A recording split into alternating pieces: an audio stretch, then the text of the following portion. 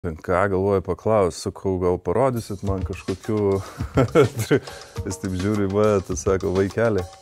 Sako, nėra jokių paslapčių. Manau, didelis pasikeitimas pradėjo vykti po Kim Kardashian sex tape, realiai. Kaip tau atrodo, Trinkieris galėtų treniruoti Lietuvos rinktinę? Žinai, daug kas galvoja, kad federacija, čia pinigai, čia kažkas vagia, jo čia uždėjo visą tą etiketę, dabar eidami per tos rinkimus. Plaukimo? Nesutinku. Ne, tai gerai, tu sakai, ar gali uždirbti? Tai kam privačiam verslui tada reikia baseiną? Tai sveiki visi, mūsų 6. Kas iš to epizodas ir šiandien gal kai kam netikėtas svečias. Prašė pristatyti kaip buvęs krepšininkas. Būsimas politikas. Va, čia jau yra intriga. Linas Kleiza. Linai, ačiū, kad tu sutikai ateiti. Sako, nereikia maišyti sporto su politika, bet mes šiandien tau leidus pabandysim šiek tiek pasižiūrėti, kaip mums sekasi. Artėja Europos čempionatas, netimnėsim mes duonos ten ne iš kitų podcasterių, bet neišvengiamai pakalbėsim, kaip ten tiem vaikams sekas. Palyginsim mūsų vaikai, sūnus panašaus amžiaus, abudu lanko krepšinį, vienas Belgijoje, kitas Lietuvoje, galėsim palyginti tas sistemas ir pakalbėti plačiau, bet aš noriu pradėti nuo Kauno. Tu užaugai Kaune. Kaip tu atsimeni savo tą vaikystę? Kas tave motyvuodavo eiti į tą krepšinį? Geri rezultatai, trenerio žodžiai, tėvai. Iš kur buvo motyvacija? Nes dabar vaikai, žinai, gali žaisti gerai krepšinį, bet tada nusipirka telefoną ir planšetę ir sako, nebeįdomus krepšinis. Aš manau, šiuolaikiniai vaikai susiduria tikrai su... Bet čia, sakykime, ne vaikų problemos daugiau, aš matau, čia tėvų problemos yra. Vaikai taip patys nenusipirka, bet viskas kaip dabar pasikrypia ir tas gyvenimas yra tikrai kitoks nei mes augom, tai čia reikia prisitaikyti, kaip tos motyvacijos jiem rasti. Bet mane motyvavo, nes, nežinau, aš važiuodavau savo autobusu, į troleibusais, tas treniruotės, nieko neturėjau ir norėjau, tik taip mačiau tą kelią išeiti. Tai tas mane ir motyvavo visada. Aš neturėjau tokios aš mačiau kaip kelią išeiti. Tai, žinai, man panašiai buvo, pavyzdžiui, buvo didelis dalykas, krepšinio apranga ten, atsimenu, audimo tos išverčiamos atsirado. Atrodė kosmosas. Krepšinio kėdai, ten Nike, jeigu ten kokius panaudotus nusipirkai, kosmosas. Dabar, vis tiek, mūsų vaikai, jiem tokie dalykai atrodo natūraliai. Tai kaip tu motyvuoji savo sūnų, eiti treniruotės, sportuoti? Koks tu esi tas tėvas? Labiau, žinai, kur tie tėvai, kuriuos kartais išprašo iš varžybų ir sako, netrukdykit vaikam, ar vis dėlto jam duodi vietos? Kaip tu jį motyvuoji? Matai, aš toks, kai kur esu griežtas, bet... kad jis turi daiktų daug, tai čia, aš nesusilaikau, aš turiu ten 4 motociklus, ten be galo dviračių, visko, su kuo sportuoja, tikrai tų daiktų turi nemažai, o ne, aš nesu tas aš tik tai nusprendžiu, aš jam turiu tik priekaištų, jei jis neįdeda, sakykime, pastangų. Kai aš žiūriu tas krepšinio varžybas, treniruotės, aišku, man kartais sunku susilaikyti yra, bet tik dėl to, kad jis kažkur nedabėga, ten kažko, aš niekad nepykstu, jis daro klaidas, ten žais, tau 9 metai, aš manau, šiaip lietuvių problema yra, kad mes labai sunkiai dalykus žiūrim ir tie vaikai, aš kaip pažiūriu, tie tėvai, tokie visi, ką tu ten 9 metų, tu turi mėgautis dar tuo, čia vis tiek yra sportas, žaidimas, dar tu nepamilęs to krepšinio, aš 9 metų nenorėjau vaikščioti treniruotis. Ta prasme, aš 8-9 metų dar Vilniui buvau, man atrodo, man pasiūlė eiti metais ir aš sakau, neįsiu, aš neskubėsiu čia. Ir tas, tai aš dabar uždėti 9 metų vaikui tą, kad jis noriai eina į treniruotės, aš nežinau, ar yra tokių vaikų realiai, kurie ten, tai čia tas pabiškiai ugdosi, o kaip tą visą motyvaciją sukurti, tai vis tiek, manau, turi būti tas teisingas auklėjimas, griežtumas, kai kur, aišku, su meile, bet mes jau negrįšim į tą pasaulį, kur mes buvom. Galimai galim grįžti, čia, duok dieve. neprasidėtų karai ar kažkas, tai viskas, manau, labai ten jau ne apie tą kalbu, bet vaikai čia, žinai, kai mes žaidėjai buvom kitokie, mūsų charakteriai buvo kitokie, mes matė daugiau, ant mūsų ten mes užaugę kitaip, tai manęs tai niekas ten nestebindavo, joks treneris nestebindavo, rėkdavo, nerėkdavo. Dabar viskas yra kitaip, dabar yra pasikeitę, dabar ir normalu tas yra. Tai čia jau kartų skirtumas, kur tu nesusigrąžinsi. Nu, mes prieisim prie to šiek tiek. Dar aš turiu vieną klausimą apie trenerius. Tu turi frazę, kuri tau įsiminė trenerio, kuri tave tikrai motivavo, kuri įsiminė. Gali būti ir Amerikoje, gali būti ir Lietuvoje. Aš, pavyzdžiui, turiu, žinai, vieną frazę, kur neigiama prasme jinai man buvo pasakyta. Aš gyvenau Šeškinėje ir tada sugalvojau eiti Salomėjos Nėries gimnaziją. Ir man viena mokytoja sako, ar tu čia ne per aukštai šoki? Ten yra elito vaikai ir tave kaip musę iš barščių išmes. Nu ir man, žinok, užvirė viduj, ir aš ten buvau aštuntokas, žinai, man viduj užvirė dėl jos tos frazės. Tu turi tokią, atsimeni, kuris treneris kažką tokio pasakė, kur nors, aišku, žiūrint iš šono, Lino Kleizos nereikėdavo motyvuoti, jis ateidavo, ten aikštėje autoritetų nebuvo.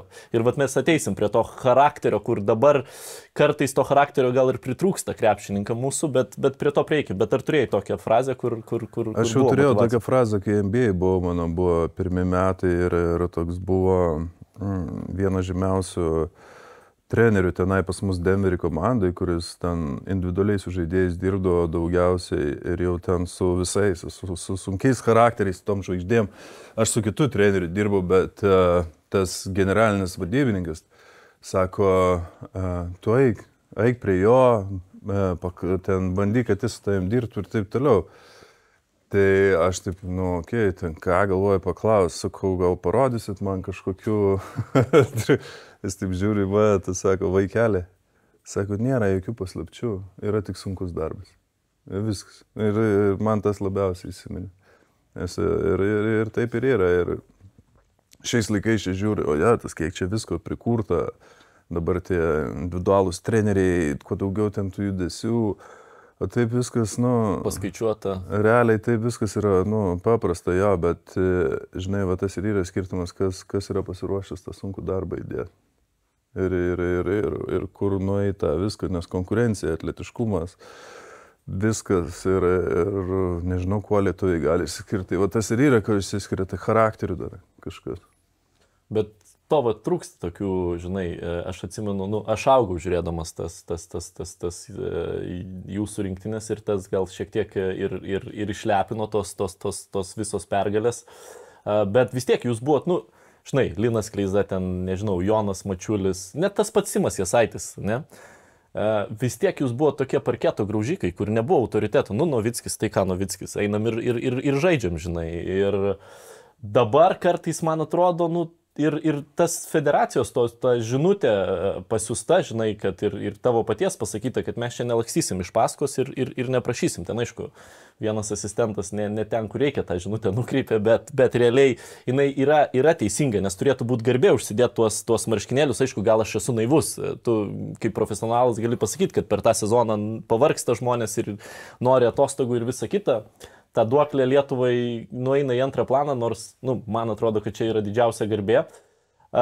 Bet tau neatrodo, kad dabar su tuo visų pasikeitimu ir vaikai, pavyzdžiui, augdami, jie nebemato to sunkaus darbo, jie pasižiūri YouTube'e, ten dar kažkur tai highlightus ar ten tuos iškarpytus klipus, kur ten per galvas deda, kur ten karis mėto iš vidurio aikštės ir tada galvoja, tai ir tiek čia tai reikia. Ne, tai... Varžybų jie nebežiūri jau dabar. Nes reikia, žinai, išlaikyti dėmesį ilgai. Čia ne TikToko trumpas klipukas, kur permeti. Tai čia Briuselį galėtumėt užsiimti su šitais visais dalykais, nes... aš savo vaiką, kai duodi tą YouTube žiūrėtis, to žiūri, tik tai šortsus, dažniausiai 10-15 sekundžių, 20-30 jungia. Aš neleidžiu savo vaikam, jeigu aš YouTube ir pamatau, kad jie šitą į šortus peršoka. Aš, su to kariauju, bet ten ne visada pasiseka. Bet, manai, aš tai čia matau, vis tiek vyko visas pasikeitimas visuomeniai, ir čia patiks, nepatiks, bet manau, didelis pasikeitimas pradėjo vykti po Kim Kardashian sex tape, realiai, kur moteris iškart prisigalvoja, kaip tap žvaigžde. Tai kur ją ten po to atsirado YouTube, Instagramai, viskas va taip atsiranda. Nu, pažiūrėk, jie galvoja, kad ką tu matai, tas geriausias YouTuberius, ką jie padarė per pum, ten rodo savo milijonus, kur uždirba, viskas. Tai visi taip nori, visi dabar tikisi greito rezultato. Daugumoje, o sporte nebūna greito rezultato. Nebent tu esi super talentingas. Bet ir tai, mes turėjom super talentų, kur, žinai... Jo, bet yra, aš kalbu apie pasaulinio masto talentus. Lietuvoje mes neturėjom tokių talentų, Sabonis. Sabonis gal išskirtinis tas žmogus, sakykime, o kitur, tas ir yra, kad reikia dėti to daug darbo. Tai aš manau, tas daug ką pakeitė jaunimui, kur ir reikia nepamiršti. Labai viskas pasikeitė, ne? Kai aš augau, tokias pinigų Lietuvoje turėjo. Seni dėdės, seni verslai, dabar atsiradus kripto, atsiradus daug visokių. Žiūrėk, kas turi pinigų, 25, 30, Ferrari, verslai pastatyti, visi, kaip aš vadinu, su technologija, visi geeks, kur greuna pasaulį, realiai greuna pasaulį. Ir šitą, naujausias mūsų reisų AI, kur niekas nežino, kur nueis, bet pasaulis dar nudurnės 100%. Taip, nes. Kur primeta, mes išspręsim didžiausias problemas. Bet čia, man atrodo, natūraliai žmogaus yra tas toksai, kad jeigu tu gali nukirst kampą, bėgdamas, jeigu mes įsivaizduojam stadioną, jeigu gali nukirst kampą ir nieks nepamatys, tai absoliučiai dauguma žmonių ir kirsta kampą. Aš tik turiu omeny, kad visos technologijos yra daromas tam, kad būtų žmogui kuo mažiau reiktų kažką daryti. Kuo patogiau, kuo dažniau kažką daryti. Bet grįžtant į krepšinį, tu manai, nes krepšinė irgi atsirado žiauriai daug mokslo. Moksliukai sugadino krepšinį?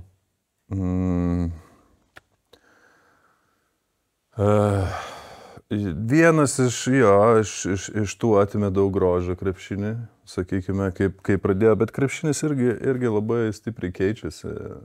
Dabar viskas kaip ir gyvenime supaprastėjo, realiai. Treneriai kuo toliau, tuo mažiau įtakos turės tame visame žaidimas. Visi bando taip pat žaisti, aišku, tas tritaškis atsiradęs, gynybos sistemas, tas pats, viskas lieka paprasta 1-1, tai keičiasi, tikrai keičiasi, bukėjo, nubukėjo, NBA tą pradėjo, NBA pradėjo prieš tai jau, kai atėjo ten visi tie analitikos labai didelės.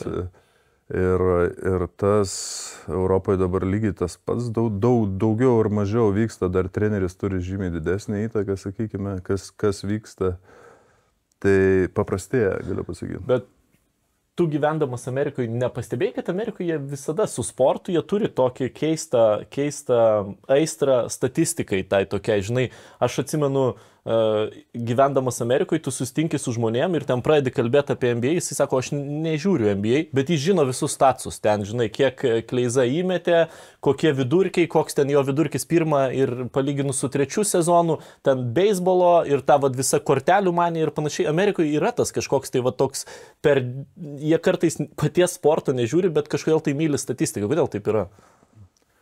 Žinau, amerikonai myli tas, žinai, ypatingai ten tos nugalėtojus ir tą kultūrą ir yra visų pirma media marketas kitoks, yra ESPN ir ten pas juos tiek statsų būna prigalvota visokių, ten kalbėti kiekvieną dieną reikia apie kažką, tai ten būna ištraukta iš apskritai sudėta visokių, tai tas bendras visas, kur susideda, bet, žinai, kalbant apie NBA, NBA yra, kai aš jau žaisdavau, tai vadindavosi copycat lyga.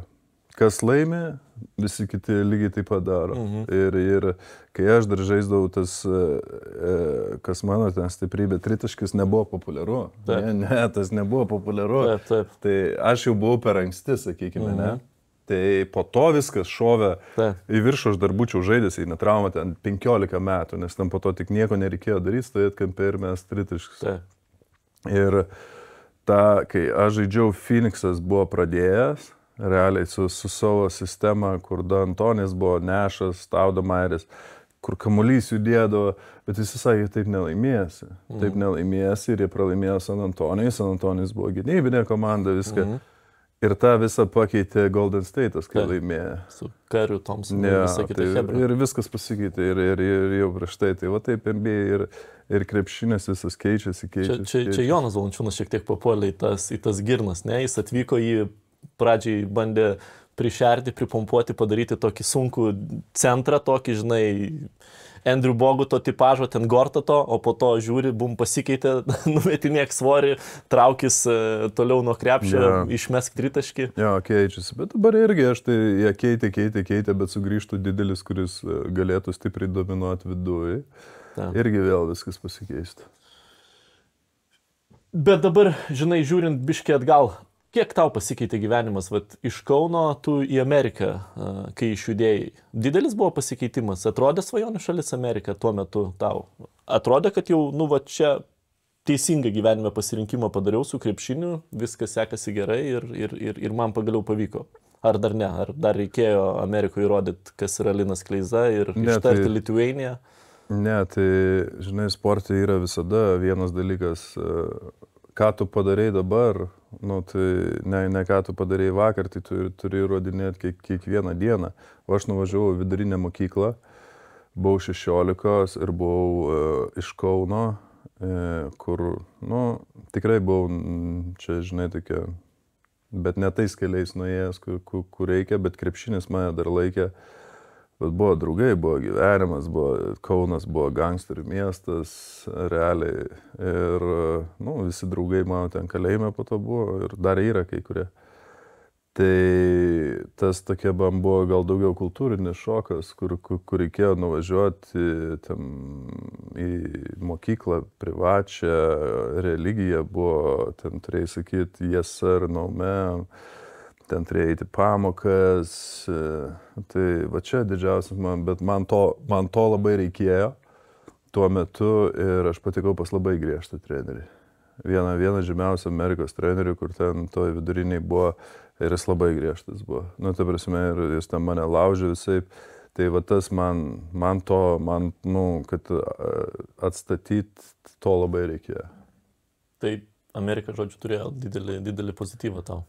Labai didelį pozityvą, jo, ir kaip žmogų, ir kaip viską, ir kai kažkas ten sako, tais laikais aš patekau sakau, ten nebuvo pasivaikščiojimas ar pozityvumas ar ką, ten treneris buvo tikrai kietas. Ir judant po to į NBA, tu buvai draftuotas, man atrodo, šitą faktą daug kas praleidžia, bet Portlandas, man atrodo, draftavo, ne? Draftą ten pirmam rate, ne? 25. Jo, ir iškeitė į Denverį. Ir iš karto iškeitė į Denverį. Ir Denveris, tu atvyksti, mega žvaigždė, Carmelo Anthony. Jo, aš atvykau į tą komandą, tikrai keistas jausmas buvo. Pačioj ten pradėjau dar prieš sezoną žaisti, tai taip supratai, kad reikės tikrai padirbėti.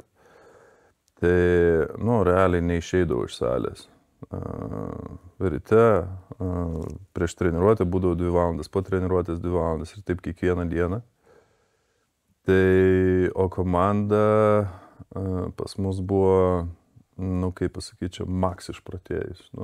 Rūbinė, visi. Palauk, Iversonas dar tu su Iversonu? Iversonas vėliau, man 2 metais. Jo, atvažiavo. Buvo Kenjonas Martinas, J.R. Smithas, Nene, dar. Tai buvo tokia, sakykime, kaip čia dabar bandė mums tas Bahūrui prikišti rinktinį ir taip toliau. Tai va ten charakteriai buvo surinkti, o ten rūbiniai negalėjai nieko. Bahūrų rinktiniai gal ten iš leksikos asistento, žinai, labiau. Ne, bet ten negalėjai, ten jau tai bandė kiekvieną kartą, kaip kalėjimas buvo. A, ne? O, jo. Ir kaip tu tokiam sąlygom išgyvenai? Kasdien man tokios sąlygos priimtinos, aš galiu visom sąlygom išgyventi, aš užaugęs, pripratęs, tai nėra man aš bendravęs su visais ir iš ten pat, tai niekas man nieko negalėjo tam padaryti. Nu gerai, aš manau vis tiek ryškiausias ir dar kol kas nepagerintas, jei neklystų reikalas, tai Linas Kleiza jaunas, dar tada plaukų nusiskutęs išeina ir supurto NBA kem vieną tašką. Pagerintas jau Sabonis pagerino. Sabonis permetė kem vieną? Ja. Kiek jisai sumetė? 43, man atrodo. Ai, nu gerai. Aš kažkaip galvoju, kad jis 40 yra įmetęs. Nu gerai, tai... Ne, sumetė. Tai sakykime, aš nebe tiek domiuosi NBA, kai jau Linas Kleiza nebežaidžia, nėra ten ką žiūrėti. Ne, o jeigu rimtai, tai supurto kem vieną tašką. Kaip tu jauteisi tada, kaip Rubiniai, Carmelo Anthony gal ten nieko ypatingo, bet bendrai, ar tu jauteisi, kad įrodai, kad jau šitoj lygoj tu gali žaisti ir Jo, aš tikrai jaučiausi taip ir galvojau, kad bus dar žymiai daugiau tokių varžybų. Tai taip jaučiausi, bet tai nebuvo. Ja. Gerai, bet grįžtam šiek tiek į tą Lietuvą ir tavo gyvenimas po krepšinio, nes buvo tokių ryškių momentų. Dabar tu, aš sakyčiau, vėl duodi duoklę tam krepšiniui, nepasitraukiai, tu sutikai būti federacijos komandai, nors čia vėl bandyta politizuoti tą temą, kur čia ta federacijos komanda, kokia čia jinai bus, kokia nebus, žinai. Tu pasižiūrėjai ramiai, kad jeigu esi reikalingas, jeigu tavo ten žodis krepšininkam kažką reiškia, kažkiek tai ir neabejotinai treneriam, kad tu pasiruošęs čia, žinai, būti tiek, kiek tavęs reikia ir įdėti indėlį, kad, grįžtų tos pergalės į Lietuvą. Kaip tau atrodo, ko dabartiniam krepšinėje Lietuvos trūksta? Pirmiausia, pradedam nuo to vaikų pasirengimo, žinai. Nes aš manau, kad daug kas labai praleidžia vieną grandį. Visi susifokusavę į krepšininkus, ir ten skaičiuoja, gerų turim ar negerų. Ten dabar Buzelis, Jakučionis daug ten vilties deda kitus. Bet, pavyzdžiui, trenerių grandis yra labai dažnai pamirštama. Ir kai tu pasižiūri, kiek yra tokių top Lietuvos trenerių ir ar klubai duoda šansą, tiesą sakant, treneriam, netgi LKL, tu matai, kad labai dažnai renkasi, žinai, užsieniečio kelią ir ar tikrai tas užsienietis yra geresnis nei lietuvis, nežinau aš dėl to. Tai nuo vaikų parengimo ir trenerių parengimo, kur tau atrodo yra didžiausios bėdos? Didžiausios bėdos?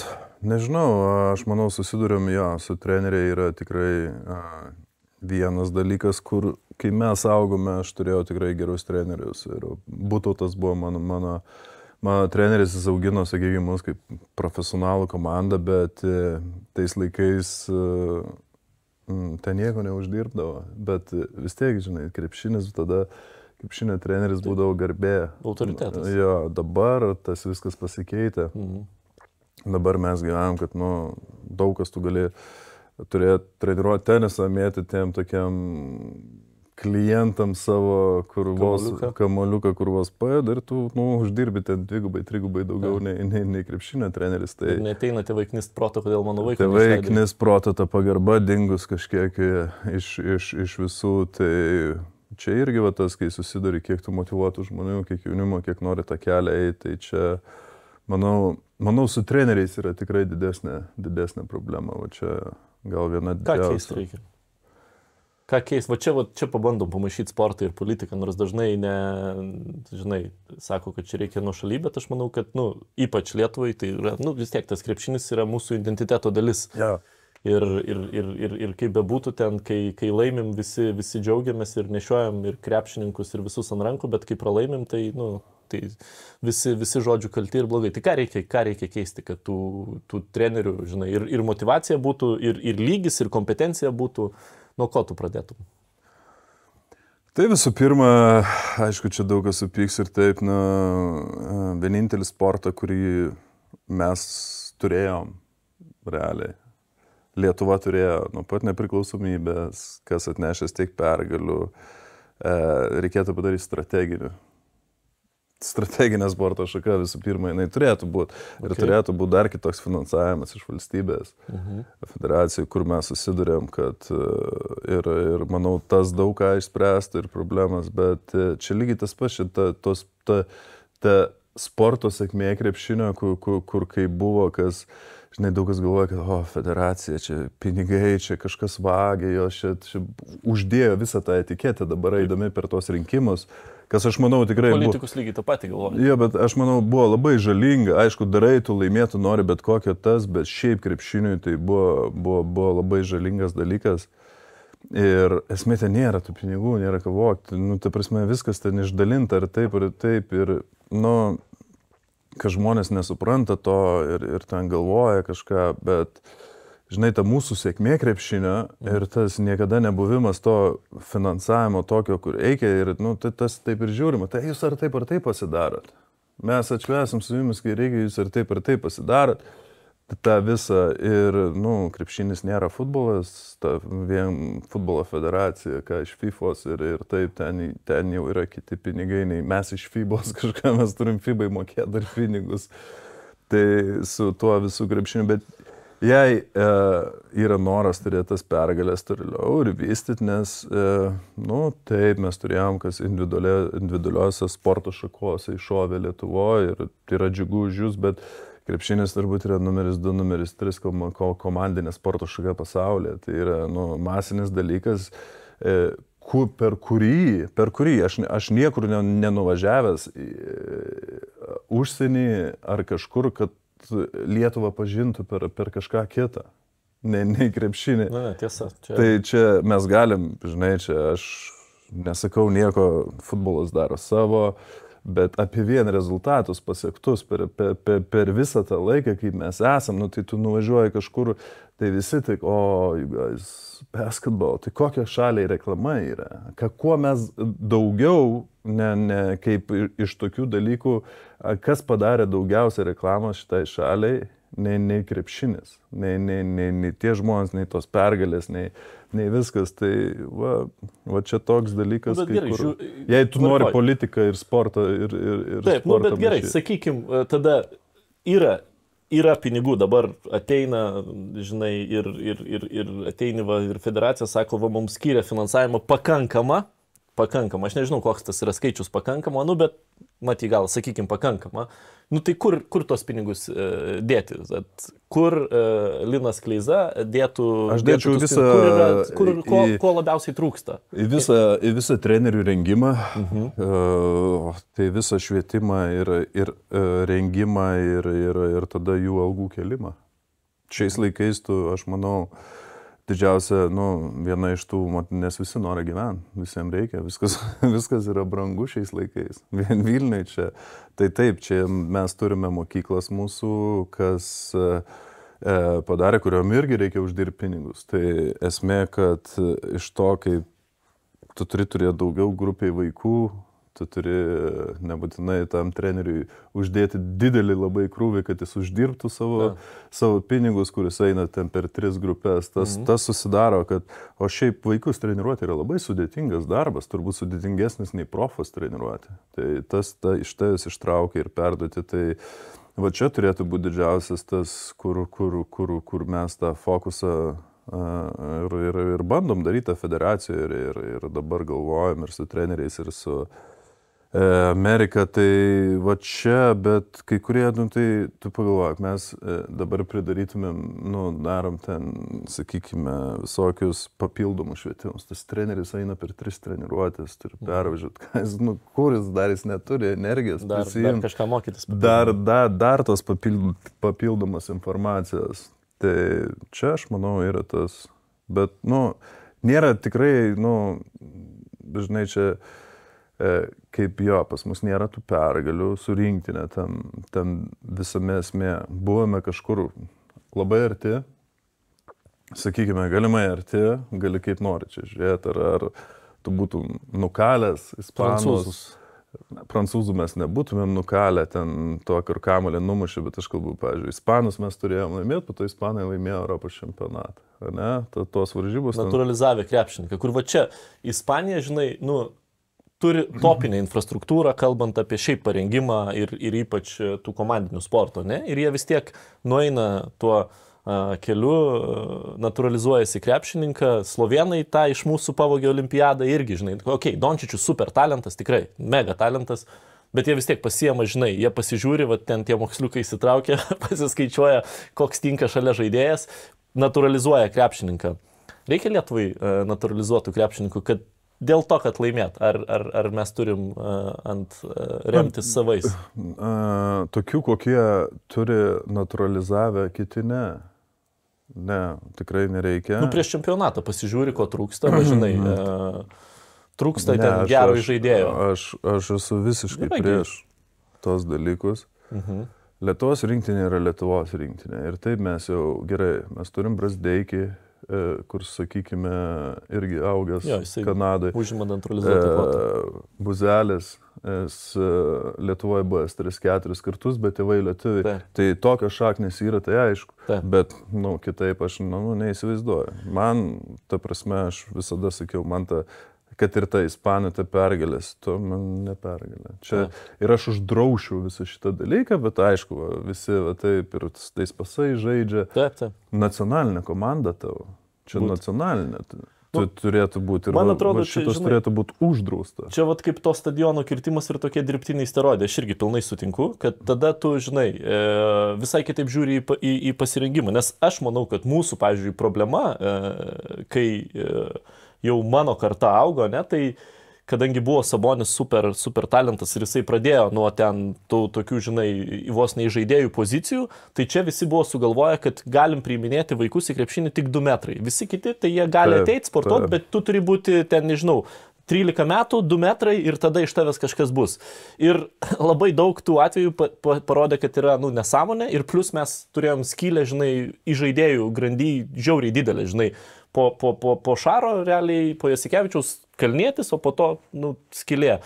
Tai bet tas, stūmė tą mūsų, žinai, federaciją galvoti, žinai, mąstyti, kaip keisti tą vaikų pasirengimą. Ir gal mums nereikia imti ten tik tai, žinai, 2,10 m ir žiūrėti į mažesnius. Ir dabar jau mes turim, žinai, Jakučionį, tą patį Jokubaitį, žinai, ir panašiai. Jeigu būtume pigiai išsipirkę, žinai, užsienietį, davę pasą, tai gal, žinai, ir kita būtų motivacija. Bet dabar prie trenerių grįžtant. Aš labai pritariu, kad federacija, žinai, laikosi to principo, kad rinktinę turi treniruoti lietuvis. O kaip tau atrodo, Trinkieris galėtų treniruoti Lietuvos rinktinę? Ne. Na, aš suprantu, kad mes dabar, žinai, čia paliest kaip sportas su politika, visus dalykus, aš laikausi, kad man vis tiek čia yra nacionalinė komanda. Aš nenoriu pirkti pergalių kažkokių, tai visi čia tokio žymiai liberalesnio požiūrio dabar yra ir pasiruošę turbūt. Ir jau čia tu kai pasisakai, kad ne, turbūt jau toks labiau ekstremistas gaunasi. Aš irgi prie tų konservatyvesnių. Tai, žinai, bet ne, aš iš vis, man sunkiai suvokiama, čia vienas sunkiai suvokiama, kas su imigracija daroma Europoje.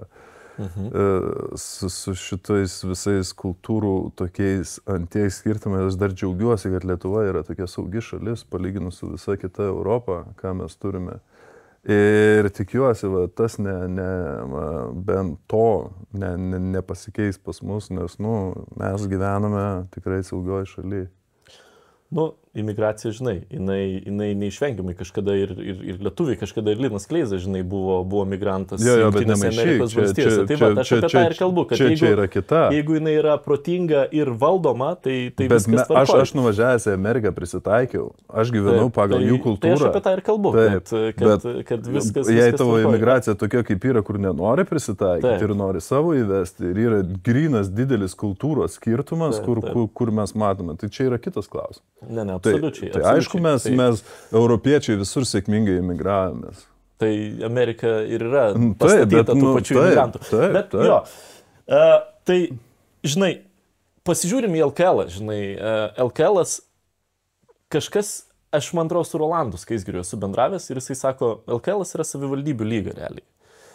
Savivaldybių ir aš dar pridėčiau ir lažybų bendrovių šiek tiek, nes tai yra 2 krepšiai, iš ko ateina biudžetai. Bet aš manau, kad LKL-as yra žiauriai svarbus, todėl kad jeigu ne stiprus LKL-as, mes nebūtume žaidę čempionatų. Pažiūrėk, kai FIBA įvedė tos langus, Latvija, jiegi turėjo mega kartą ten su Porzingiu, Bertaniais ir visais, ir kiek jie čempionatų praleido. Jie tik dabar sugebėjo patekti, pagaliau užsikabinti, bet dėl to, kad jų nacionalinis silpnas čempionatas. Ir aš labai palaikau, aišku, Vilniaus Rytą, bet palaikau ir kitus, kurie sugeba geras organizacijas sukurti. Vat kaip Lietkabelis, žinai, kur tikrai gražu žiūrėti, kad jie sugeba sukurti veikiančią organizaciją, pasiema tuos absoliučią daugumą lietuvių krepšininkų ir po to jie dar gali languose sužaisti. Bet trenerių kažkodėl tai LKL'as mėgsta paeksperimentuoti ir imti užsieniečių. Kaip tau atrodo, ar LKL'as turėtų būti tramplinas tiem mūsų lietuviam treneriam, kurie, tiesą sakant, man atrodo, kartais daugiau yra skalpuojami, žinai, užsieniečių, va čia kaip su Vulfsais. Tragiškas sezonas, įdėta daug pinigų, net pats Žemelis pasakė, kad sumokėjau daug, o net malonumo negavau. Ir vis tiek yra balsų, kurie sako, nereikėjo atleidinėti trenerio. Aš manau, jeigu būtų lietuvis, tai būtų iškart. Jau ten po pirmo pralaimėjimo, žinai, serijoje sakė, kad jau mest lauk, nieko jis nesugeba ir taip toliau. Kaip tau atrodo? Aš manau, kad taip, turėtų būti tikrai tas šuolis daugiau lietuviam ir treneriam ir jaunesniem, ir pas mus neveikia ta sistema, labai sunku įeiti ir daug kur yra uždaros sistemos ir Eurolygoje tie treneriai sukasi. Bet jo, tai yra savivaldybių, aš kai kur sutinku su Rolandu, kai kur nesutinku su Rolandu, nes ant pačio galo Žalgiris buvo labai stipriai prafinansuotas savivaldybės per sakykime, tu žiūri per miestą, per arenas, per viską. Taip ir yra. Taip ir yra. Bet ar Kaunas galėtų turėti geresnę reklamą nei Žalgiris? Ne, aš viską... Ne, tai taip, aš tik iš tos pusės. Ar atidirbti tie pinigai yra? Tik tai, aš sutinku ir aš labai džiaugiuosi, kad Žalgiris turi tą areną ir viską, tik tai kai kurie, man atrodo, žmonės nepelnytai savo prisijėmė laurus, kad jie čia mega menedžeriai yra pasaulinio lygio, žinai, nors tu realiai ateini ir, čia bet koks verslo modelis, žinai, tau duota infrastruktūra, tu ateini ant pastatytos arenos, kur gauni visą operavimą arenos, ne tik už Žalgirio varžybų pajamas, bet visi koncertai, viskas. Bet tas ir yra, žinai, kartais reikia būti tinkamų laikų, tinkamų vietą ir po to išnaudoti šansus. Ar tas ant pačio galo yra teisinga, ar neteisinga, ar taip, bet tu padarėjai darbą, pardavėjai, po to susikūrei savo pinigų, tau generuoja, biznio modelis, aišku, atrodo, kur negali pralaimėti. Aš manau, kad tos valstybės investicijos ten, kur jos va taip yra panaudojamos, žinai, ir išnaudojamos, ir iš jų uždirbama yra, tai aš manau, kad čia yra gerai ir aš tame nematau nieko blogo. Kažkada mes turėjom tokį, žinai, požiūrį Lietuvoje, kad čia viską reikia privatizuoti, viską išleisti į privačią rinką ir nuo to tik tai bus geriau, nes privatus tai jau tikrai gerai padarys, o valstybėje mes neturim resursų. Ir dažnai su savivaldybėm, žinai, ten tie merai, jie ten, žinai, deda galvas širdis, kad pasistatyti tą baseiną ir po to jo spaudžia, kad tas baseinas turi būti atiduotas į privačias rankas. Nors savivaldybė kaip tik tada duoda vaikam ten, žinai, ateiti per pamokas ir taip toliau. Savivaldybė, žinai, visai kitaip žiūri iš to socialinio kampo. Tai aš sutinku, kai ta infrastruktūra yra naudojama, viskas tvarkoja, nėra nieko blogo, kad valstybė ją sukurtų. Tik tai man kartais atrodo, kad kai kurie, pamiršta tą faktą, kad Žalgiris šitoj vietoj, jisai realiai išgyveno dėl savivaldybės pirmiausia paramos ir dėl tos arenos. Taip, ten Sabonio buvo įdėta, žinai, daug širdies į tą, bet jis dėl to išgyveno, nuo to atsispyrė ir dabar jau koks yra ten Žalgiris renkantis tą pilną areną.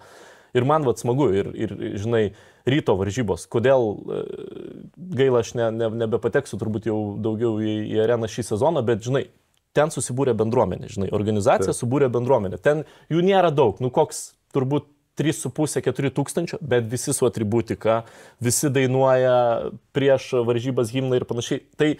Tai man atrodo, kad čia gali valstybė investuoti, kad tą bendruomenę auginti. Tai aš tame nematau nieko blogo. Aš žinau, ką tu nori pasakyti ir aš lygiai tos pačios nuomonės ant daug klausimų esu, nes dabar lygiai tas pats ateina su stadionu. Kas uždirbs iš stadiono? Žinai, stadionas problema yra tame, kad jisai jau, man atrodo, aplipo tokiom kontroversijom, žinai. Taip, kontroversijom aplipo, bet paprastam žmogui, tu sakykime, Vilniaus miestas už tai sumokės. Taip. Taip. Uždirbs avulės, ne, stato avulės, gerai. Statys greičiausiai, jo. Jo, nu, sakykime, tai čia neįžinai. Uždirbs ten, uždirbs kas operuos tas, kažkas taip, mūsų gal sportininkai gaus naudos, bet tu kaip žmogus, sakykime, taip, patį tą principą, tau sakys, o mums reikia stadiono, būtinai. Pasistatys stadionas, tau Vilniaus miestas mokės už jį, tu eidamas, norėdamas jo pasinaudoti, turėsi vėl mokėti. Tai, va, ar sistema čia yra teisinga? Operuoti, kad duos privačiam. Nu, tai, žiūrėk, operuos, tai tik privatus. Aš sutinku, kad čia galėtų, arba, nu, klausimas, žinai, Vilnius turi, aišku, Vilniaus Žalgirį, galbūt tai galėtų būti šansas Vilniaus Žalgiriui, žinai. Bet, žinai, su tuo stadionu grįžtant, aš ten užaugau, žinai, ir prie tų griuvėsių, ir ten esu, žinai, ne kartą matęs, kaip ten viskas keitėsi ir taip toliau, bet realiai tai, nu, problema, kad jis visą tą kontroversiją jau yra apsipynęs, žinai. Pirma, aš važinėjau į mokyklą, žinai, kalbu su moksleiviais ir manęs vienoje Alytui mokykloje vaikas pakėlęs klausė, nes aš sakau, jūs galite klausti bet ko, nu, žinai, bendraukim, kad ne aš čia jums paskaitas, sakyčiau, jis sako, tai man pasakykit, kaip yra čia toj valstybėje. 40 milijonų pralošia kazino ir net nesėdi kalėjime.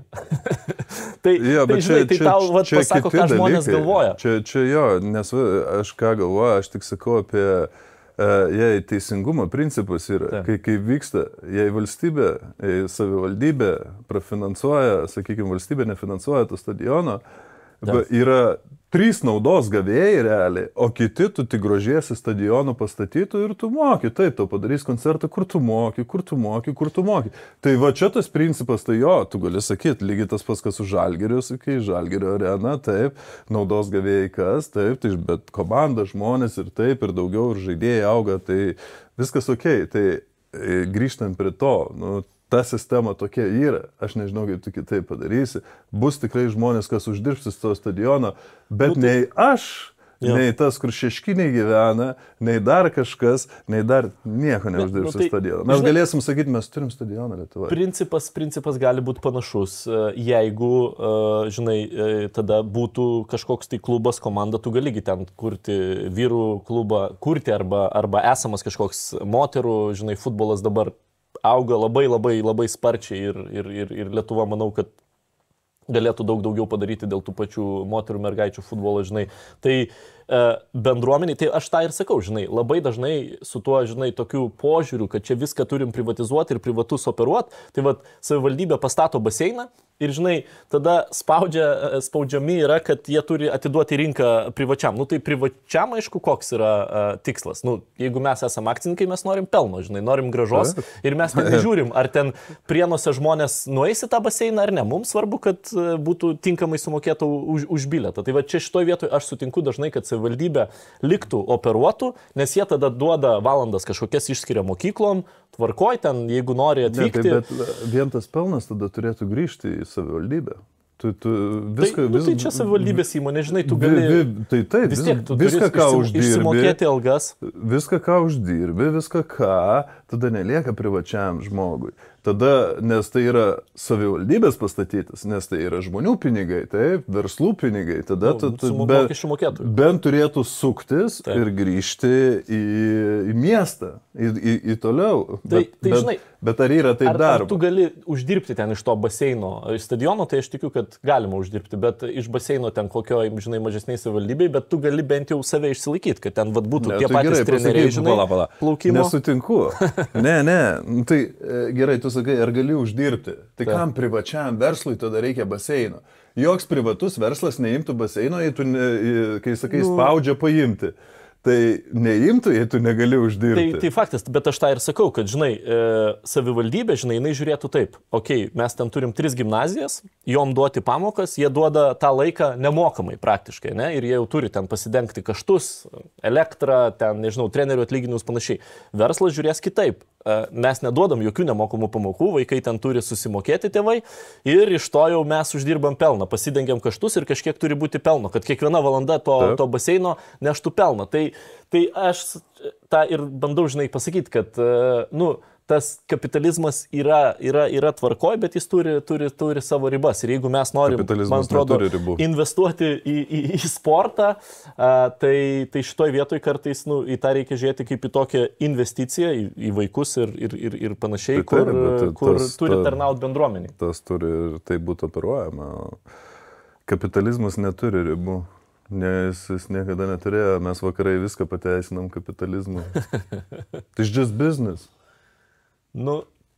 Tai taip, bet sakau, tai šitoje vietoje ta riba, apie ką aš bandau pasakyti, kad jinai kažkur tai turi būti užbrėžiama ir kiek tas tarnauja pačiai bendruomeniai, o kiek iš to mes čia norim uždirbti. Mes jau beveik valandą su tavim kalbam ir jau reikia eiti prie pabaigos. Žinai, tu dabar daug eini podcastų ir aš užduoda tau įvairių klausimų. Gerai, apie krepšinį, bet ne tik apie krepšinį, žinai.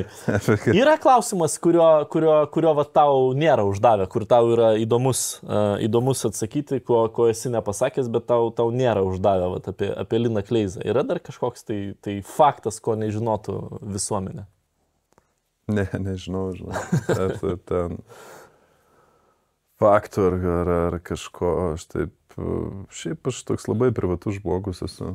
Taip, kur esu apie krepšinį, tai apie krepšinį daugiau aš,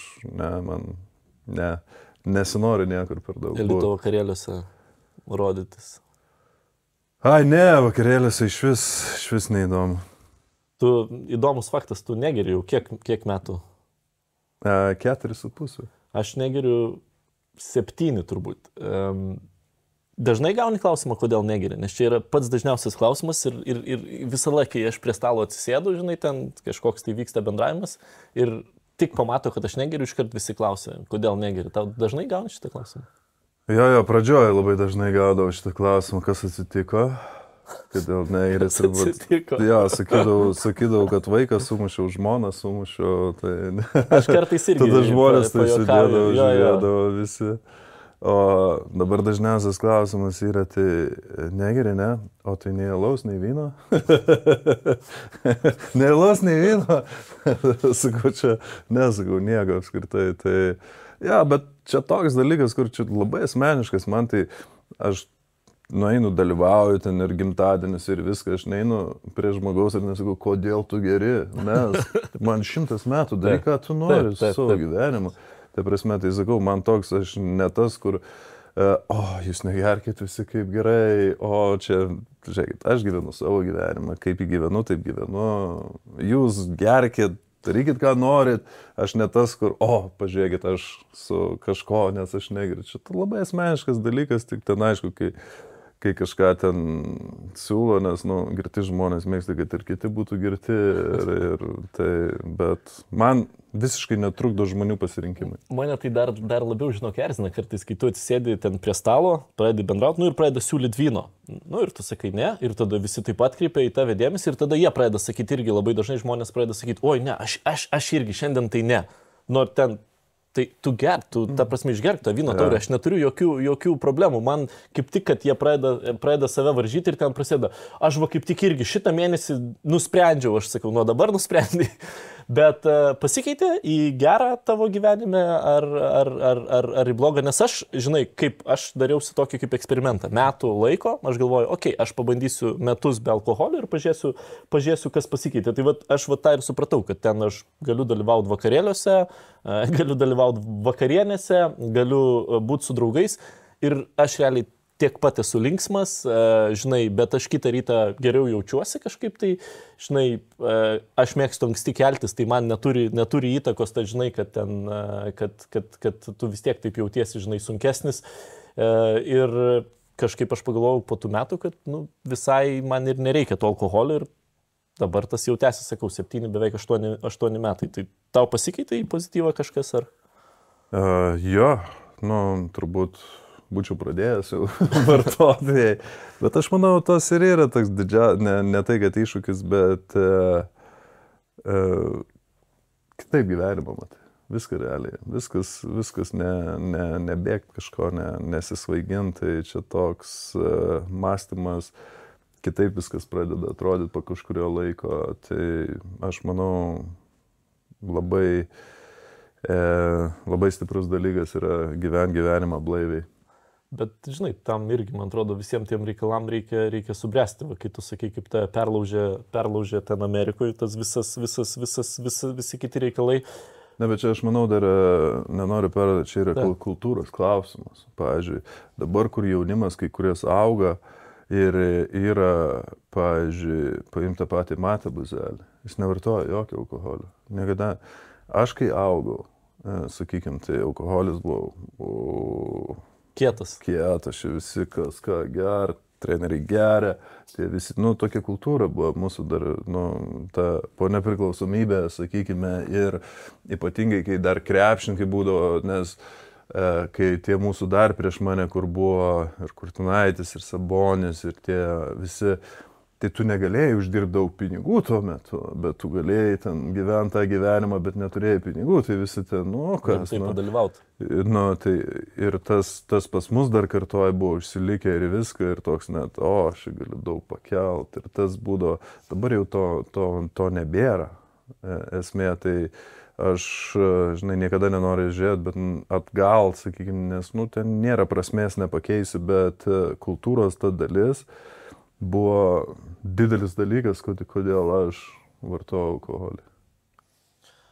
Gerai, pabaigai klausimą, žinai, nuo sportininko, vis tiek žymaus labai sportininko, ateina ta diena, nes ta sportininko karjera, jinai šiaip labai trumpa ir prabėga laikas labai greitai, kai tau reikėjo, tau sutrukdė traumos, vis tiek grįžai į Eurolygą, dar po to vėl grįžai į NBA ir tada galiausiai Eurolygą, bet pakankamai anksti turėjai pabaigti tą karjerą, pagal tai, kaip dabar kai kurie ypatingai sportininkai, kiek dar įžaidžia, kokiam lygiai. Tai sunkus tas perėjimas yra iš profesionalo į tą tokį paprastą gyvenimą. Kur radai džiaugsmą tada jau, nes fanų dėmesys jau nebe toks, žinai, arenos nebeužia. 41 nesupurtai tašką. Tai man kažkaip fanų dėmesys tai niekada nebuvo svarbus. Man vaikas gimė lygiai gal 10 dienų po, kai aš baigiau karjerą. Tai tas labai padėjo sūnus mano, bet esmė taip, tai užtrunka laiko, kol tu pereini visą, nes tu gyvenai tą gyvenimą nuo 6 metų, sakykime, su krepšiniu. Bet tame visame dalyke, nėra, kad aš pasiilgčiau treniruočių, bet pasiilgsti adrenalino.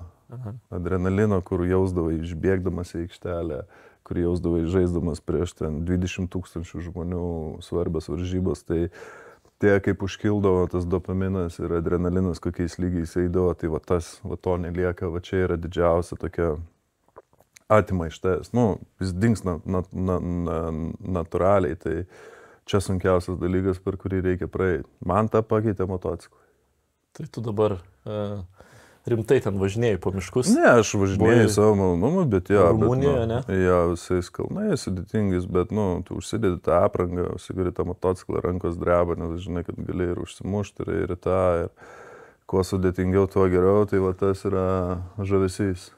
Tai vis tiek reikia ieškoti to ekstremo. Dėl to ir į federaciją nuėjai, nes ten irgi nėra lengva. Ten irgi politika yra, kur negali priimti gero sprendimo, vis tiek kažkas bus nepatenkintas. Tai čia visur taip yra. Čia nieko, bet aš nežiūriu taip į gyvenimą ir nesureikšminu tų dalykų. Ir visi, žinau, kad šiais laikais pagrindinis dalykas yra imidžas. Man tas niekada labai nerūpėjo, man Lietuvos krepšinis yra pirmoji, jei kažko galėsiu padėti, tai padėsiu, laimėsim bus, džiaugsiuos už Lietuvą, pralaimėsim, nėra problemų, stengiasi darėjai. Stengiasi darėjai ir gyvenimas eina toliau, tai čia toks dalykas, kad bijot, ką žmonės pagalvos, tai čia ne man. Mes pabaigoje turim tokį visada klausimą apie muziką ir pasiūlymą, nes kas iš to viso to podcast'o pavadinimas yra iš Biksų legendės dainos ir Saulius Urbanavičius, aš esu jam dėkingas, padovanojo gabaliuko šitam podcast'ui, sakykim taip, kad jis skambėtų. Linas Kleiza turėjo dainą, kurią klausydavo ten prieš varžybas apšilimui. Dabar tai dažnai ten krepšininkai su ausinėm ten užsidėję apšilinėję, jūs taip nedarydavo, bet ar tu turėjai savo va, tokią mėgstamą dainą, kuri motyvuodavo tave, gal ten važiuojant į varžybas? Ne, žinau, pas mane vis būdavo skirtingos, keisdavo, aš ne muzikos žmogus, pas mane viena daina būdavo gali grot mėnesį laiko. Nu, pavyzdžiui, kurį grojo kol mėnesį? atsibodo daug ir jos keičiasi, kol atsibosta. Bet kokią muziką tu klausai? Aš klausau, nu taip mano vaikas daro visus tas playlistus dabar, tai dominuoja repas, tikrai repas. Lietuviškas repas ar? Ne, lietuviškas nemėgsta. Tai aš jam kartais sakau, iš kur tu esi? Nu, ar tu iš ten Londono, tų rajonų, kur tu užsidėjęs, jo, tokius, jo, jis ten klausosi muzikos, tai žinau, aš leidžiu, ko skirtumas, tai žinai, bet jo ten. Nu, bet vis tiek iš lietuviškų repo, aš bent jau manau, kad yra, žinai, Sindikatas ir Lilas ir Junominė, kurie yra ne, tam, aš tai užaugau su Selu. Mano tai Selas. Ja, aš užaugau su Selu, mano daina Krepšinio fanatas, kur kiekvienas... Va, super. Labai gerai. Ant tos, tai Krepšinio fanatas buvo... Atrodė, kad apie tave dainuoja? Mano draugas įstringęs Krepšinio fanatas. Atrodė, ja. Ta daina, sakau, tai, nu... Selas. Ir dabar Selas man patinka. Čia gerai. Kontroversiška ar ne, bet mano ir pažįstamas, ir draugas. Aš norėčiau, kad Linas Kleiza tiek pat turėtų atsisveikinimo koncertų, kiek Selas, kad išėjo, po to vis tiek sugebėjo, sugrįžo, sužaidė gerai, po to sako, nu gerai, aš jau viskas, dabar jau atsisveikinu, po to vėl sugrįžta. Jo, nėra lengva tą dėmesį išlaikyti, žinai, bet vis tiek turbūt mano laikų toks, kur daugiausiai išlaikė tą dėmesį. Top. Ačiū tau, kad tu atėjai. Prašau, sėkmės. Būsimam prezidentui. Pavyko pamaišyti sportą su politika, bet ne per daug. Ačiū tau už tą laiką. Kai tau skambisi, sakysiu, kad reikia didesnio finansavimo krepšinio.